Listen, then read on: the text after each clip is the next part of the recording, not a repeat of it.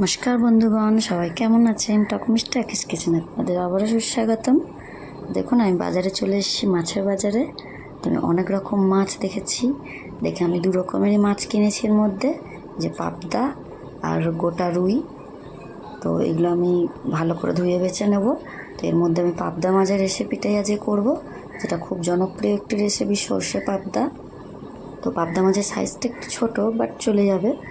তো আমি সর্ষে পাবদা করব, তো এর জন্য আমি পোস্ত দিয়ে নিয়েছি আর একটু কালো সর্ষে দিয়ে নিয়েছি। দিয়ে এটাকে ভিজিয়ে রাখবো, যেহেতু আমি মিক্সারে দেখুন আমি মিক্সারে এটা বেটে নেবো। তো এই জন্য ভিজিয়ে রেখে তারপরে কিছুক্ষণ পরে বাটছি। তো একটা কাঁচা লঙ্কা দেবো আর একটু নুন দিয়েছি সামান্য একটু। দিয়ে এটাকে আমি পুরো ভালো করে একদম ফাইন পেস্ট করে নেবো। তো আমার হয়ে গিয়েছে পেস্টটা। তো এই রেসিপিটি আমাদের বাঙালিদের ভীষণ জনপ্রিয়, আমরা সবাই জানি। ভীষণ সুন্দর খেতে হয়। আমরা যে কোনো অনুষ্ঠান বাড়িতে বা যে কোনো হোটেলে গেলে এটা অর্ডার দিই।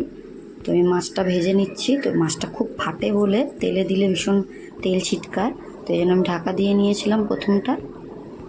দিয়ে আমি এক এক করে মাছটা ভেজে নেবো। তো মাছটা আমি বেশি কড়া করে ভাজবো না। প্রথমে যেটা দিয়েছিলাম সেটা একটু লাল হয়ে গেছে বটে, কিন্তু তারপরেরগুলো ঠিক বেশি একটা লাল করিনি। তো এইভাবেই আমি সব কটা পাবদা মাছকে ভেজে নেব। তো পাবদা মাছ কিন্তু বেশি কড়া ভাজলে তখন তার টেস্টটা ভালো লাগবে না। যখন আমরা সর্ষে পাবদা দিয়ে এই সর্ষে পোস্ত পেস্টটা দিয়ে যখন একটু ফোটাবো, বেশি যদি কড়া ভাজি তখন কিন্তু মাছের ঝোলটা ঢুকতে অসুবিধা হবে মাছের মধ্যে। তো এই জন্য আমি হালকা ভাজবো। হালকা ভেজে যখন আমরা ওই সর্ষে আর পোস্তর ব্যাটারে দেব, তখন কিন্তু বেশ ওটা ঢুকবে ঝোলটা এবং খেতে ভালো লাগবে। তো হয়ে গিয়েছে মাছগুলো ভাজা।